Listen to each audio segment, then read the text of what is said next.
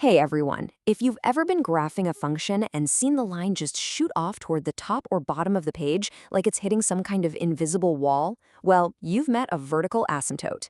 Today, we're going to demystify those invisible walls and show you exactly how to find them. So here's our game plan.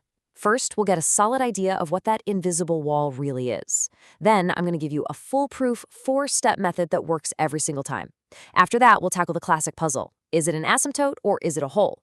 We'll also cover some common traps to avoid, and finally, we'll look at where this stuff actually shows up in the real world. All right, let's dive right in. What is a vertical asymptote? The easiest way to think about it really is just like an invisible electric fence that the line on your graph gets super close to, but it just can never touch or cross. Yep, this invisible wall is a hard boundary. Your function's graph will creep closer and closer to it, I mean infinitely close, but it will never, ever make contact. It's a limit that's just hard-coded right into the function itself. Now, the official mathy term for this is an infinite discontinuity. I know, it sounds a little intimidating, but all it means is that right at the spot of that invisible wall, the function basically goes haywire. It either skyrockets up to positive infinity or just plunges straight down to negative infinity. So that leads us to the big question, right? If you can't see them on the graph, how in the world do you find them? Well, the answer isn't in trying to draw the graph perfectly. It's hidden in the algebra. And lucky for us, there's a clear system for it. And here it is. This is your go-to toolkit, a simple 4-step method that's like a universal key for finding vertical asymptotes in any rational function. Let's walk through it together. Okay, just 4 steps. First, you're going to factor everything you can, both on the top and the bottom. Step 2, and listen up, because this is the most critical step. You have to cancel any factors that are the same on the top and bottom. What cancels and what's left over is the whole secret. Third, you take whatever is left in the denominator and set it equal to 0. And finally, step 4, you just solve for x. Every solution you get is the location of one of those invisible walls. All right, enough talk. Let's put this method into practice. Our first example is pretty straightforward. F of x equals 3 over x plus 5.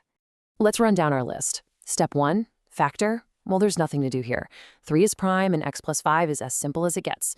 Step 2, cancel. Again, nothing in common, so we jump right to step 3, which is to take that denominator and set it equal to 0. That gives us the nice, simple equation x plus 5 equals 0.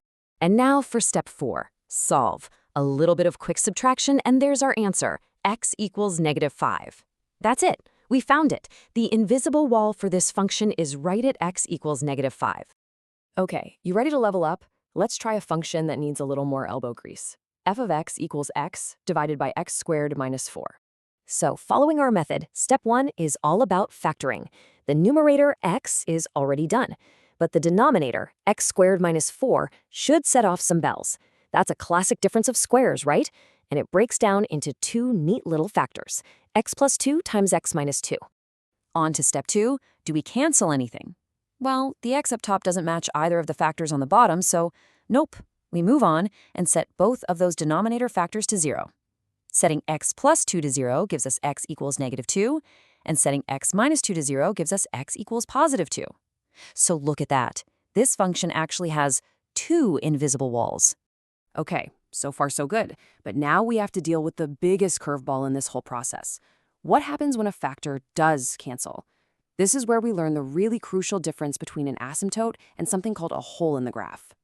Check this function out. We've got an x minus 3 in the numerator, and, what do you know? Another x minus 3 in the denominator. That identical matching factor, that's our big clue right there. So here it is, the golden rule. If a factor makes only the denominator 0, it creates a vertical asymptote, our invisible wall. But if a factor makes both the top and the bottom 0, it cancels out, and when it cancels, it creates a hole, just a single tiny missing point on the graph. So let's apply that rule. In our problem, the x minus 3 factor on the top and bottom cancels out. That means there's a hole in our graph at x equals 3. So what's left in the denominator? Only the x plus 1. We set that to 0, and we find our one and only vertical asymptote is at x equals negative 1. See the difference? Honestly, getting that difference between holes and asymptotes is the key. If you can do that, you'll avoid the most common mistakes. So let's just quickly review what to look out for. These are the 2 biggest traps. The first one is finding everything that makes the denominator 0 and just calling all of them asymptotes. You can't do that. You absolutely have to check for cancellations first. And the second trap is even more basic, just forgetting to factor altogether. If you don't factor, you can't cancel, and you'll end up mistaking every single hole for an asymptote. Okay, so we've totally nailed the algebra, but you might be sitting there thinking, so what? Why does any of this matter? Well, it turns out asymptotes aren't just a weird math thing. They actually pop up all over the place in the real world. They're perfect for modeling forces that get incredibly strong. I mean, think about gravity. The formula for the force of gravity has distance in the denominator. So what happens as two objects get closer and closer? That distance approaches 0, and the force of gravity just skyrockets towards infinity. That behavior is perfectly described by a vertical asymptote. And that brings us to one last kind of interesting question to chew on. We know a vertical asymptote is this huge, infinite wall, and we know that a hole is created by one of those canceled factors. But what does a hole actually look like? If you were to zoom in on the graph, would you see a big gap? A single missing pixel? We'll leave you with that to think about. Thanks for joining me.